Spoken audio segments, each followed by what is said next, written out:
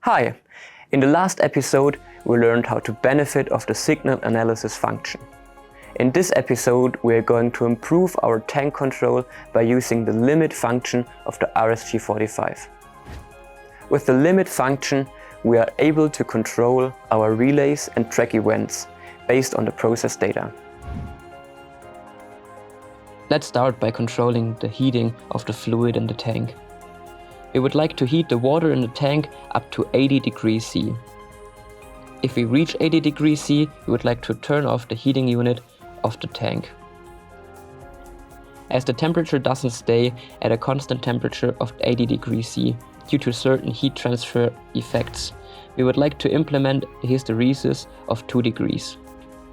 For a clear identification, we name the channel control_heat, set our defined set point of 80 degrees C with a hysteresis of 2 degrees C. Relay 3 controls the heater, so we connect this relay to the current adjusted limit function. For this event, we do need a message that needs to be acknowledged, and we would like to save the event. If we reach a temperature above 80 degrees C, we stop the heating. If the temperature drops below 78 degrees again, we start the heating process again. On the one hand, we need to show a message which we just configured. On the other hand, we need to adjust that the relay gets switched at this event. In the reset relay parameter, we therefore choose if LV not longer violated. That's pretty much it. Let's have a look at what's happening on the screen. As you can see, the temperature is rising and the tank reaches a temperature of 80 degrees C. We switch the relay for the heater and receive a message on the screen. As soon as the temperature drops down again, the message for the start of the heating shows up again and the heating process starts again. We can also control the valves by the calculated value of the level in the tank. We would like to open the outlet valve and close the intake valve when the tank is full. Then the tank drains itself. Once it's empty again, the intake valve opens and the outlet valve closes. Let's have a quick look on the setup. We navigate to the limit menu.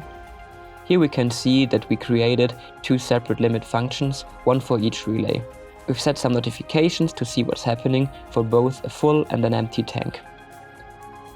Let's simulate a process to double check whether everything is set up correctly. If the level rises to 20 meters, we can see that the tank gets emptied and the relay switches. When the tank is empty, the refill process starts.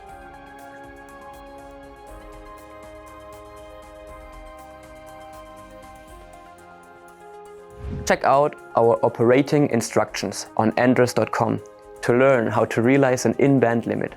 It's real simple. We are now able to set a limit value and control the system with that. Watch out our next video to learn how to export the setup of the RSG45 and how to transfer it to a different device.